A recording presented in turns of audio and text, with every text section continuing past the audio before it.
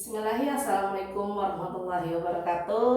Hai lagi, ketemu dengan saya Nia Bari. Setelah kemarin saya telah membahas terkait dengan tata cara penulisan, trik penulisan cepat itu seperti apa ya, biar anak muda dengan cepat menulis itu seperti apa. Kemudian juga membahas tentang cara penulisan dan cara baca braille ya, seperti itu untuk khusus untuk anak tunanetra dan low vision. Kemudian juga cara cepat membaca, trik ya, trik cara cepat membaca untuk anak-anak yang berkesulitan ya membaca. Dan untuk hari ini saya akan membahas bukan membahas ya, kita berbagi lagi terkait cara berhitung seperti itu. Jadi saya sedikit mengulas ya untuk metode trik menulis cepat seperti itu, sedikit kita mengulas. Jadi metodenya itu seperti ini. Misalnya kita mau menulis huruf A. Jadi huruf A itu bukan begini ya, bukan titik-titik seperti ini. Metode yang saya gunakan itu bukan seperti ini, bukan seperti itu ya, tidak seperti ini, maaf, tuh tidak seperti ini ya, tidak seperti itu. Nah, tapi saya menggunakannya hanya seperti ini, titik dan titik. Jadi seperti ini, maaf besar ya, titik dan titik. Seperti titik dan titik. Kemudian si anak kita instruksikan untuk kayak di garis dari titik atas ke titik bawah seperti ini. Nah, seperti itu. Kemudian yang selanjutnya juga sama, seperti ini. Kayak di garis. Kemudian untuk tengahnya juga sama. Nah, seperti itu. Jadi hanya beberapa titik. Jadi si anak akan paham ya, dengan proses pembuatan huruf A itu harus dari mana, seperti apanya, seperti itu.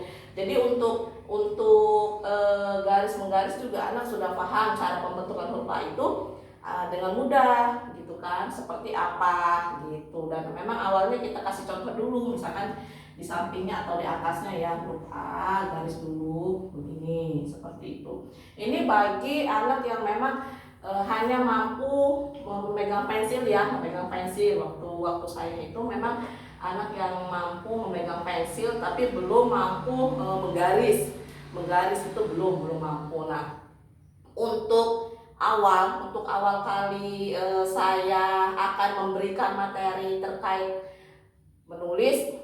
Kemudian ya, yang menulis itu awal kali saya coba si anak itu awalnya memegang pensil. Kalau misalkan si anak itu sudah betul cara memegang pensilnya, kemudian saya tes dengan menggaris dengan angka 1.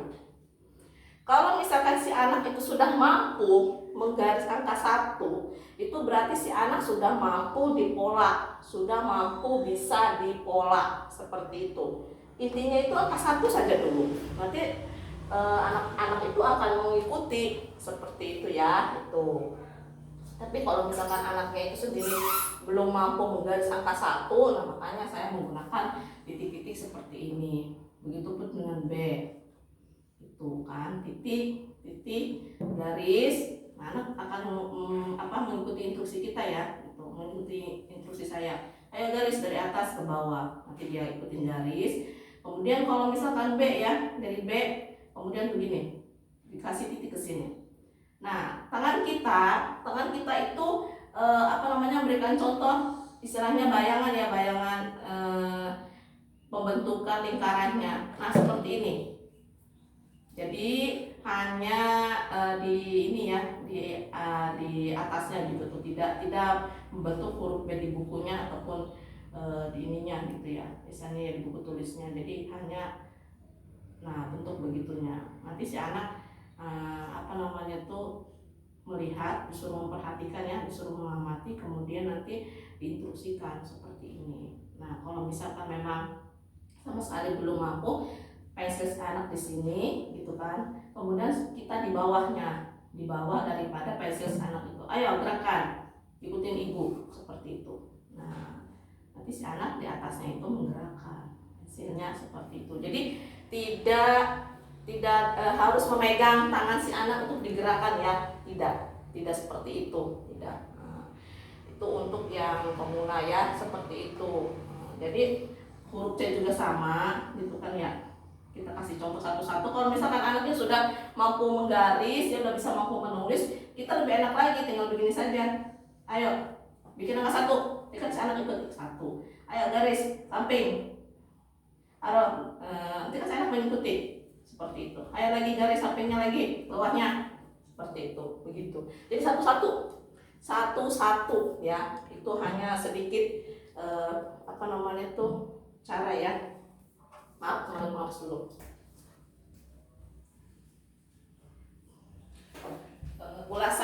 Ulasan cara penulisan cepat ya ke anak seperti itu. Kemudian untuk membaca, sedikit mengulas. Untuk membaca, dedenya duduk situ duduk. Untuk membaca kita tadi kemarin saya memberikan contoh alatnya ya, alat membacanya seperti apa. Nah, kemudian disematkan ataupun disisipkan ya lantaran-lantaran yang anak mudah mengingat. Misalkan seperti ini. Misalkan A ya, A. Ba. Seperti itu. Nah, di sini kita buat misalkan A itu ayam. Kita buat aja gambar ayam.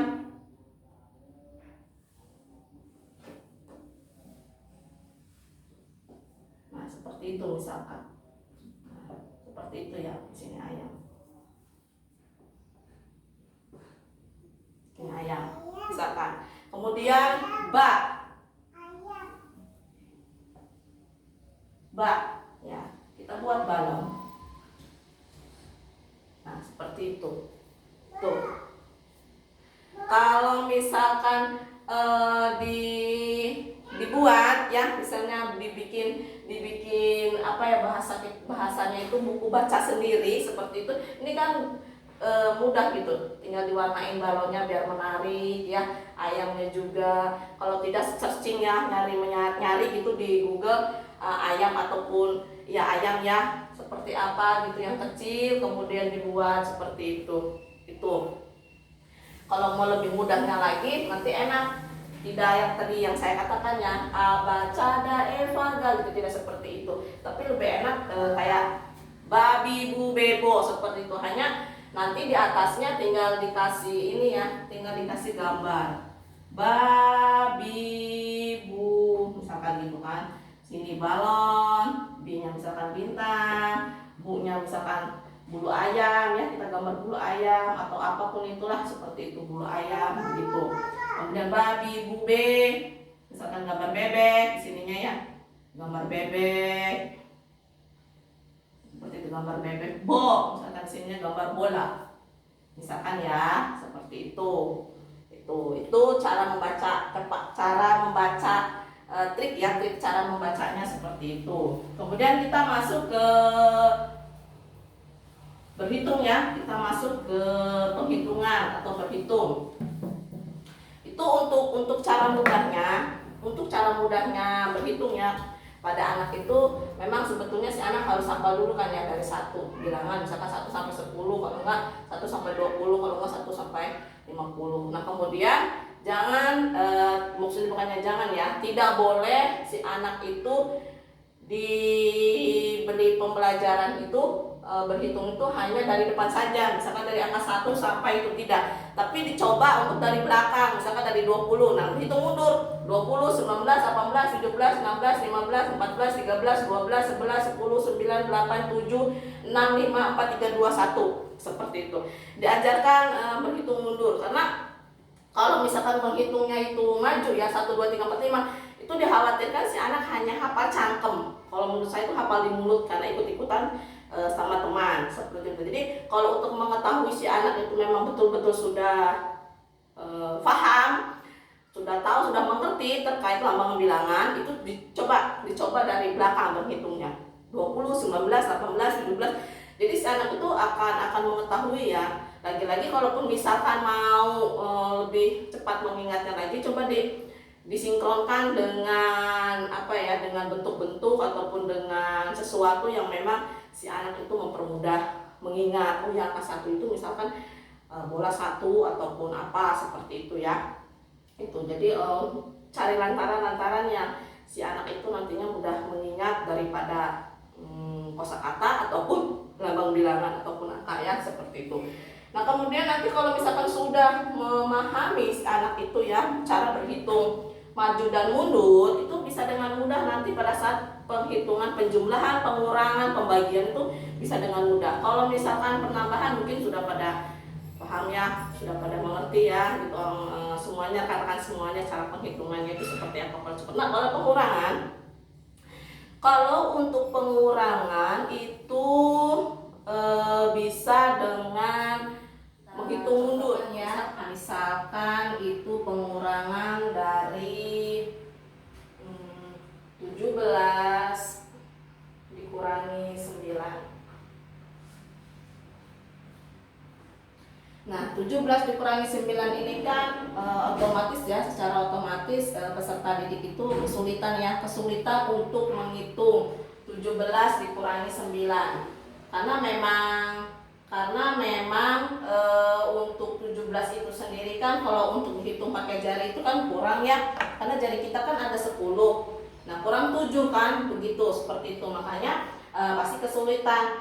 Lantaran itu saya menyarankan untuk pembelajaran terkait bilangan ataupun angka itu kita memberikan pembelajaran itu bukan hanya menghitung maju, misalkan 1 ya, misalkan 1, 2, 3, 4, 5 gitu. Jangan seperti itu, tidak boleh ya, tidak boleh seperti itu. Tapi kita coba juga memberikan pembelajaran itu dengan menghitung mundur, misalkan dari 20, 19, 18, 17 seperti itu ya, sampai ke angka 1. Jika si anak itu paham, mengetahui dan mengerti terkait bilangan-bilangan itu gitu, pasti anak itu akan selesai ya, akan selesai sampai menghitung dari 20 sampai ke angka 1. Itu pasti akan selesai seperti itu kalau si anak itu paham, mengerti dan tahu daripada angka bilangan yang disebutkan ya, ataupun urutan angka bilangan. Nah, dari situ itu salah satu ya, misalnya salah satu fungsi untuk menghitung pengurangan ini kan 17 dikurangi 9. Pasti kan saya kan bingung 17 karena memang tangan ada 10 kurang 7, makanya di sini kita ambil 9-nya ya, angka 9-nya nih kita ambil.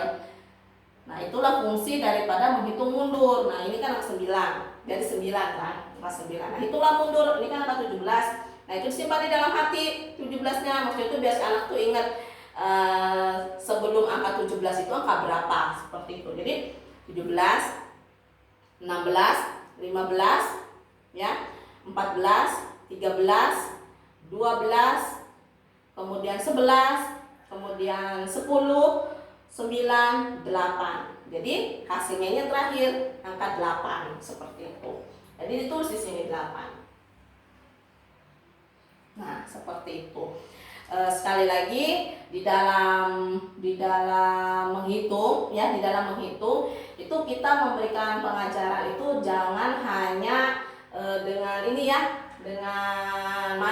menghitung maju, tapi sekali-sekali kalau memang si anak itu paham, mengerti, itu pasti akan bisa ya kalau misalkan dia menggunakan dengan metode mundur, misalkan seperti itu, dan selesai sampai di angka 1. Kalau misalkan si anak itu paham. Tapi kalau misalkan si anak itu hanya hafal cangkem ya, hafal di mulut saja, itu kan nanti pasti pada saat dia menghitung mundur dia pasti akan kagok ya bahasanya gitu, seperti itu, akan lupa sangka ini berapa ya, seperti itu. Nah, jadi di sini 17 dikurangi 9 itu tadi yang kita sudah praktekkan, itu hasilnya 8. Silahkan ditulis apakah betul 9 ditambah 8 hasilnya 17.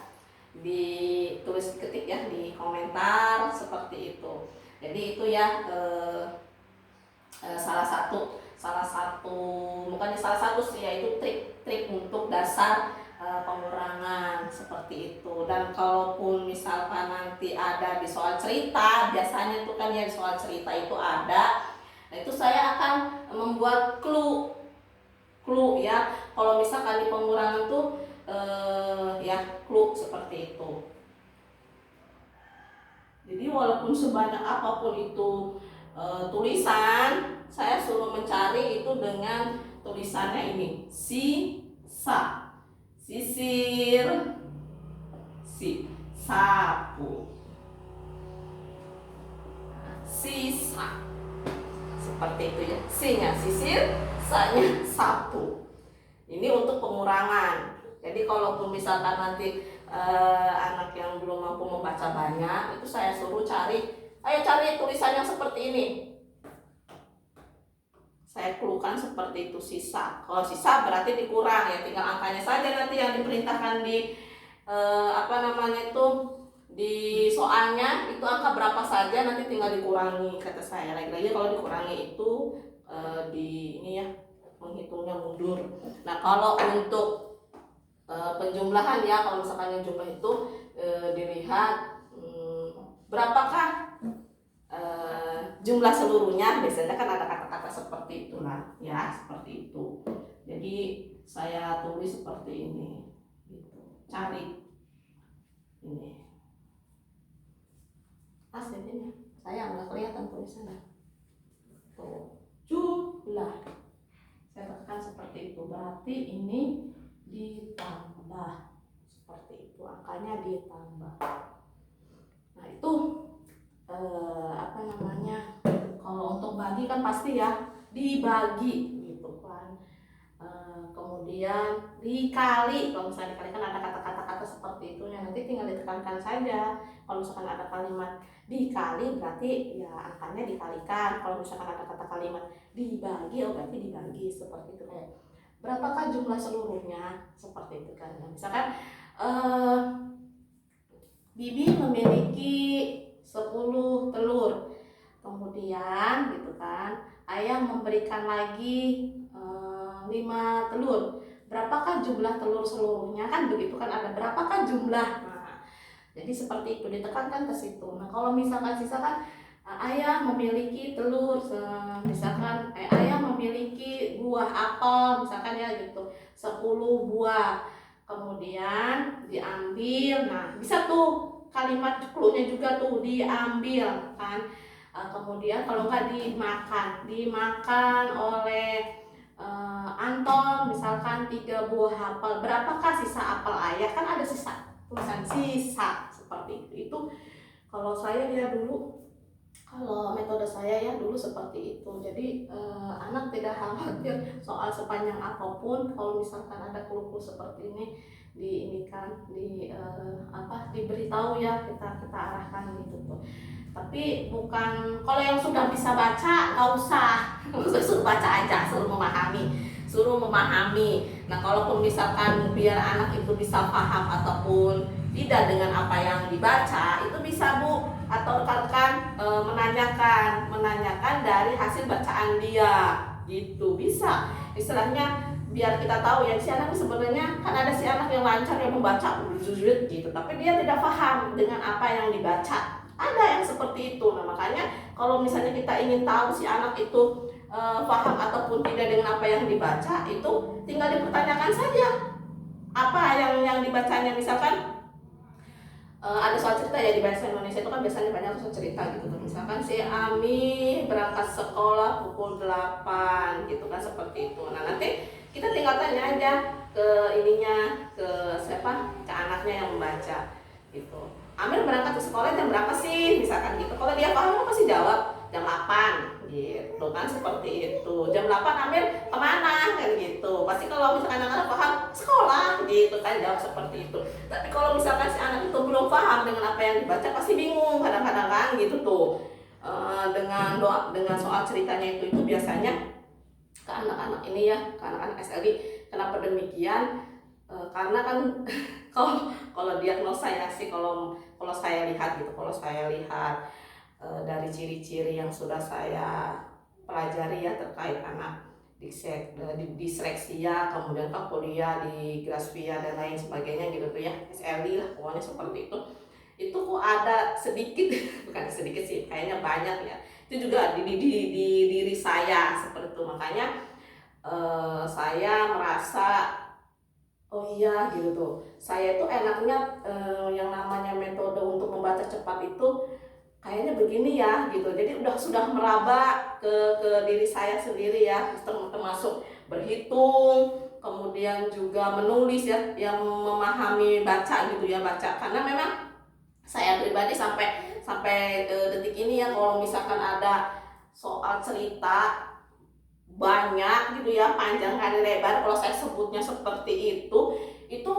saya tidak apa ya, saya mampu membaca semuanya, tapi kalau konteks untuk memahami semuanya itu tidak mampu untuk memahami seperti itu. Jadi apa namanya, makanya kalau misalkan memang mau gitu ya, istilahnya melihat si anak itu apa namanya tuh memahami ataupun tidak gitu ya dari bacaan cerita semua itu, ya tinggal di ini aja gitu, dicoba ditanyakan gitu tuh, istilahnya dari soal cerita itu sendiri ditanyakan. Anak saya juga begitu anak saya juga sama, jadi dia aja baca terus baca semua bisa. Terus kadang-kadang saya tanya, maksud saya kepingin si anak itu paham dengan apa yang dibacanya gitu. Bahkan nanti kan berhubungan dengan soal cerita matematika juga kan seperti itu. Tapi kalau misalkan si anak tidak paham dengan soal cerita dan matematika sendiri, kan tetap dia bingung caranya gitu, ini maksudnya gimana, saya harus ngapain, kan begitu. Makanya dicoba mulai misalkan dari dini ya, sejak dini dikenali si anak itu istilahnya dia mampu membaca tapi paham atau tidak sih. Nah kalau misalkan dari awal kan, dari sejak dini kita mengetahui misalkan si anak itu mampu membaca tapi tidak memahami, ya istilahnya kita harus sebagai orang tua dan istilahnya ya, kalau guru kan dalam artian yang penting bisa baca ya, kalau pendidikan yang penting bisa baca dan lain sebagainya. Nah si orang tuanya kan harus yang memberitahu ya ke gurunya ataupun ke pendidiknya ya gitu, anak saya sudah bisa baca Bu, tapi untuk memahami konteks daripada apa yang dia baca itu belum mampu, seperti itu. Jadi sama-sama bareng-bareng sama-sama ya, antara pendidik dengan guru itu mencari solusinya biar bagaimana si anak itu paham dengan apa yang dibaca, seperti itu. Makanya dites aja seperti itu ya Bu ya, atau rekan-rekan semuanya, dites apa yang dibaca, kemudian dites daripada soal bacaannya tersebut gitu ya, atau soal cerita tersebut gitu dites. Jadi kalau misalkan anak paham, pastinya mampu menjawab kemana alamat si ini, kalau berangkat pukul berapa, pukul 8 itu si Amir misalkan berangkat kemana. Kalau dia paham dengan soal cerita tersebut, pasti si anak mampu menjawab ya, seperti itu. Jadi lagi-lagi kita untuk mengurangi itu dengan cara menghitung dari belakang. Ingat, jangan hanya mengenali lambang bilangan itu dari depan ke belakang ya, 1 sampai 20, tapi dari belakang ke depan, mundur. Jangan hanya maju saja tapi mundur, seperti itu. Ya itu. Ya, oke kan? Mungkin sedikit, bukan sedikit ya, banyak banyak dari penjelasan saya, mulai dari mereview ya, istilahnya mengulang terkait metode penulisan itu seperti apa, kemudian juga cara baca juga seperti apa, kemudian sekarang kita berhitung ya, walaupun hanya kurangan ya, kurangan itu cara menghitung kurangan itu seperti apa, kemudian clue-clue terkait soal cerita bagi anak yang belum mampu membaca itu juga sudah seperti apa ya, kayak gitu. Jangan lupa ya, banyak kata ataupun kurang dari pemaparan saya ya, dari pemaparan berbagi saya kepada rekan-rekan, tolong biasa di komen sisipkan berbagi cara ataupun trik untuk saya, kemudian biar saya lebih membangun dan maju lagi pengetahuan terkait hal-hal yang memang saya butuhkan. Kurang lebihnya saya mohon maaf, dan ini trik ya, dan ini trik bukan trik ya, dan ini metode ataupun cara yang saya gunakan, tidak semua awalnya ke anak bisa ya, karena memang kan anak karakteristiknya berbeda-beda ya kan. Jadi ada yang memang mampu, ada yang memang tidak, tapi paling tidaknya kita berusaha untuk memberikan yang terbaik, lagi-lagi yang terbaik, seperti itu. Kurang dan lebihnya saya mohon maaf. Jangan lupa komen, like, share, dan subscribe-nya. Ya, bila itu ya. Assalamualaikum warahmatullahi wabarakatuh. See you.